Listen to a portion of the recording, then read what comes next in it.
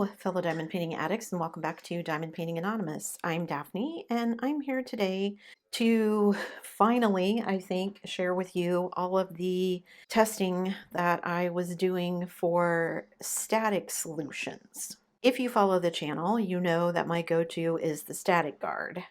However, someone pointed me towards several different things that I had not heard of before. I've stumbled across a couple of other things. So I just kind of want to go through everything.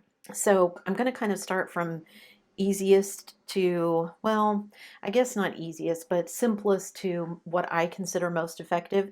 And again, your mileage may vary. If you like any of these solutions and they seem simple to you and you want to use them, awesome, go ahead. If you have a system that's working for you and you don't want to change, awesome, keep doing what you're doing.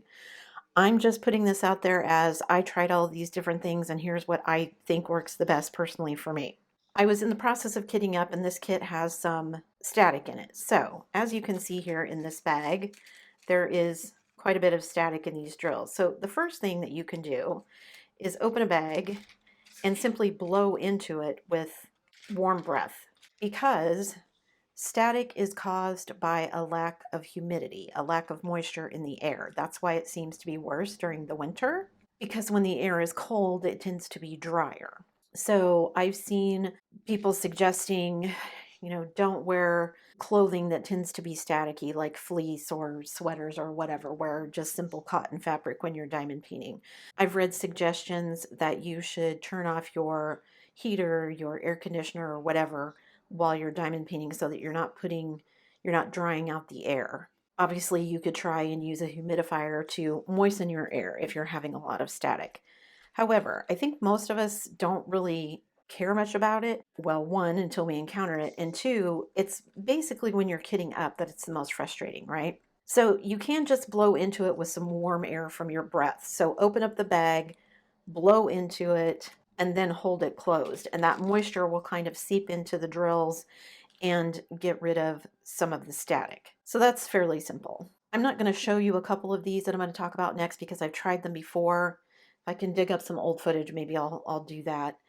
But I've also seen suggestions to wash your drills because, again, that water, that moisture helps get rid of the static.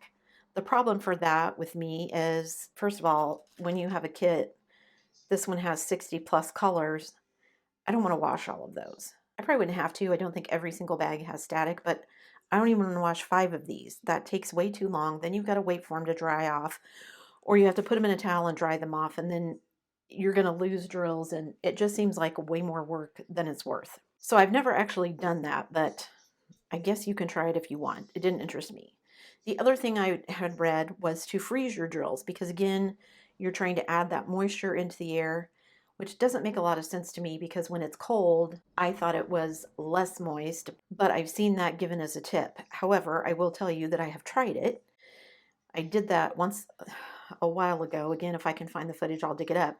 But I think I left the drills in there for 15 minutes and then again for 30 minutes and then again for maybe an hour. It didn't work. The static was not gone at all. So that did not work for me. I had a suggestion from someone else to poke holes in the bags. So, and I've got some footage of that, so I'll show you that. Now that feels like they're still sticky.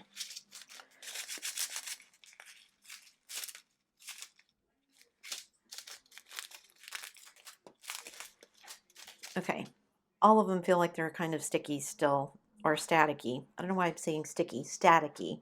So as you can see, that did not work for me. I just poked holes in the bags with the seam ripper and then I let them sit overnight. They were still staticky in the morning, so that didn't work for me.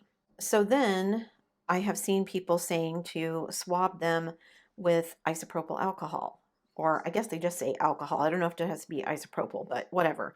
Alcohol. This is the one that you can get the easiest. So I've tried doing that. To me, it just makes the drills wet. It doesn't really get rid of the static. So I didn't have a ton of luck with this. And also I've read that, and I don't remember where, that this can cause the drills to be discolored. I didn't have that problem with mine, but also I was just like dipping a Q-tip and then swirling it in the bag. Like I'm not pouring the alcohol over the drills or anything, but it didn't seem to get rid of the static. Maybe if I had poured it over, it would have because of all the liquid, but it didn't seem to work for me. So then the other thing that I've seen somewhere is to basically kind of do what I do with my static guard, and that is to put some vinegar solution on a Q-tip and then just swab the Q-tip in there. So I've mixed a vinegar solution in this bottle, and I don't want this to be like sopping wet. I just want it to be kind of damp. And then I'm just gonna swab it inside of here just like I would do with my static guard. And I guess the theory with this is the same, that you would get the drills to not stick based on this. For this one, they're sticking way more to the Q-tip than I normally get with my static guard. It does seem to have gotten rid of some of the static though. But now I feel like I need to let them dry. But that one did work okay, I guess. So that's one option, just vinegar and water. And if it works, it doesn't seem as clean to me, and they feel more damp than I would like. So now I feel like I need to let them dry out, like I said. So not my favorite, but it does seem to have helped with the static, because you can see they're all falling down into the bag now. So if I move them around, they all fall down into the bag. Okay, so that was one thing that you can do. The other thing that people have told me, and let me move these out of the way, is to use dryer sheets. And most of what I see is people saying to cut this up into pieces, put it in all your little bags, just wait a little bit, swish it around, and the static will be gone. That has not been my experience. I've done that on many occasions, and it has not really worked. Sometimes it works if there's not a ton of drills or a ton of static, but when you have really, really staticky drills, it does not work. So what I've been told is the best way to do it is to unfold your dryer sheet like this, and then basically pour out all of the drills. You can see how staticky these are, I hope. Let me move some things out of the way. So you can see how they're sticking to the bag. And I need to get them all out of the bag, because what you want, supposedly, is for the dryer sheet, every drill to touch the dryer sheet. Because if you have even one drill that has static, then it's going to continue to cause issues. I can get this one out of here.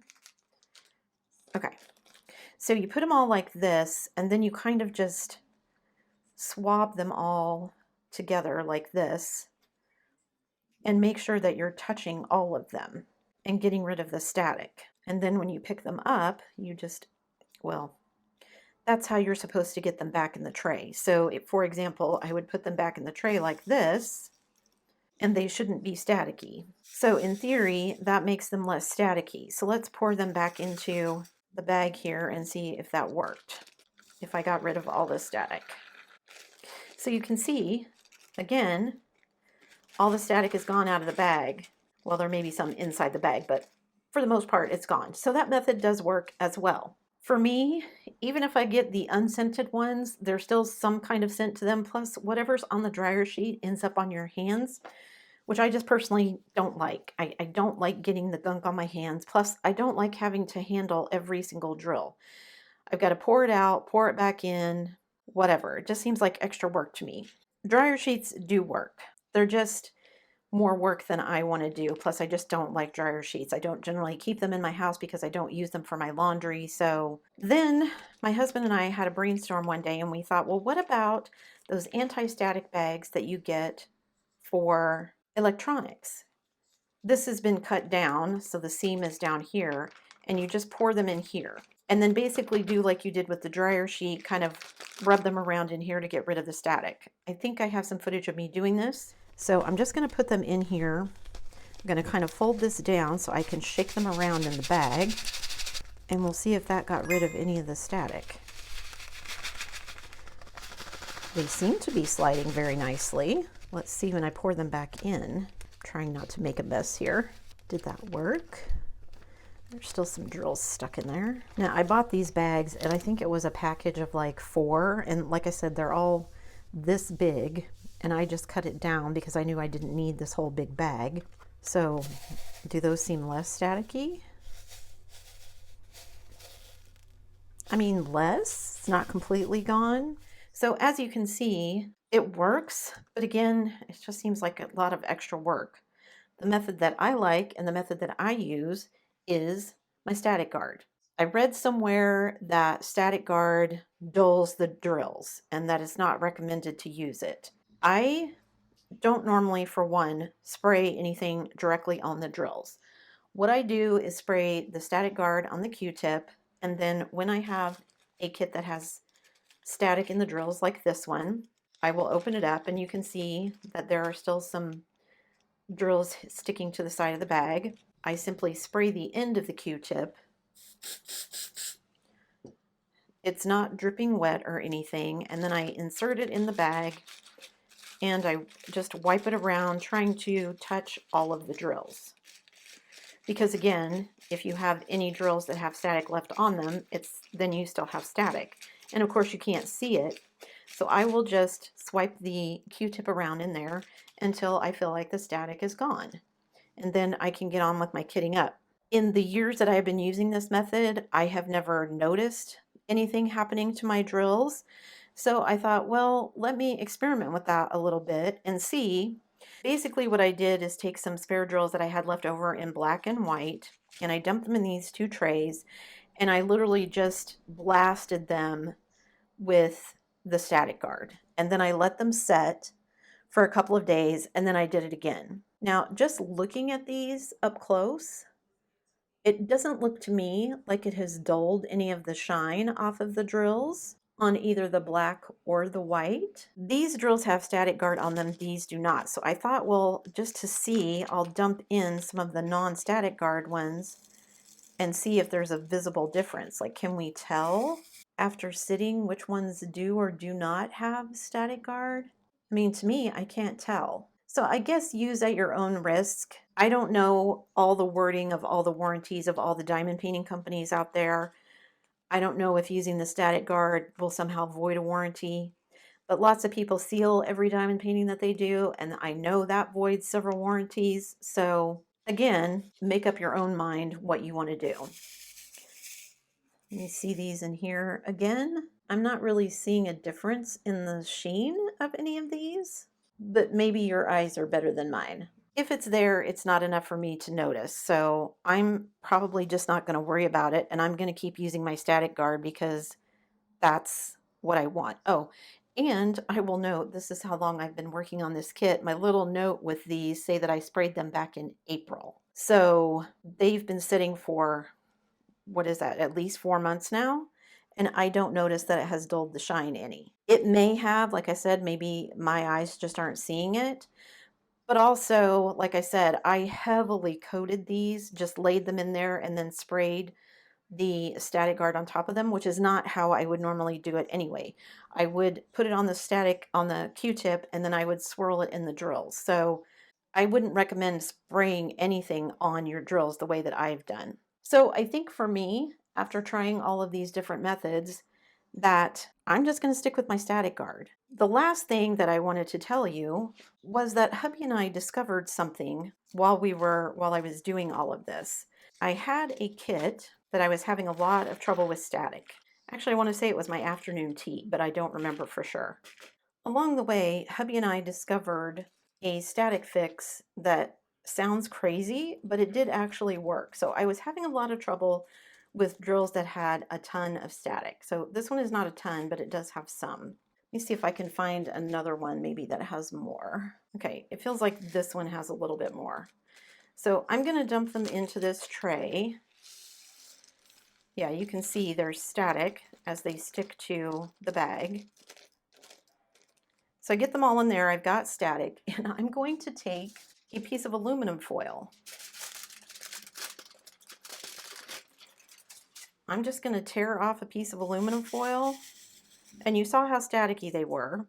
And I'm going to put the piece of aluminum foil in there. This tray has lids, so I'm going to put the lid on, and then I'm just going to shake these drills. Again, the goal with shaking it is to make sure that the aluminum foil touches all of the drills. You can even put the piece of aluminum foil in the bag, and then I just hold it like this. You can close it if you want. I just hold it like this so I know my drills aren't going to go flying. And then I shake it like that. Again, you're trying to make sure that all the drills are touching that piece of aluminum foil. I don't know why this works or what the science is behind it. And it's not foolproof. It's not as good as the static guard solution, but my husband suggested I try it. And I thought, after I saw how it worked, I was like, you know, this is something that might be useful to some people. Pretty much everybody is going to have aluminum foil in their house. If you don't have dryer sheets, if you don't have the alcohol, I guess most people might have vinegar, but I'm assuming most of us would have the aluminum foil, and just shaking it up in there works. And it's just a little piece of aluminum foil, and you can reuse it if you want. It doesn't have to be, you can use a bigger piece, a smaller piece, but it does get rid of the static. So crazy things that I found that worked. So there you go. That's all my testing. After all of that, I think that my go-tos are still probably going to be, as always, my static guard, because I feel like it is the simplest, quickest solution for me. I spray it, I swirl it, I'm ready to go. The next best option for me is probably the aluminum foil. It's cheap. I always have it on hand, especially if the static is not too bad, then it probably will work great. The alcohol did not work for me. The dryer sheets do work. So again, if you are someone who uses dryer sheets, awesome. The full sheet method seems to work better, I will give it that, than cutting it up into little pieces. I don't like dryer sheets. If you do, then by all means keep using them. The static bags did not really work. The poking holes in them did not really work for me. And again, because humidity and static is dependent on your climate, what works best for you may be different than what works best for me because we live in different places. So my top three, I think, are the static guard, the aluminum foil, and then probably the vinegar.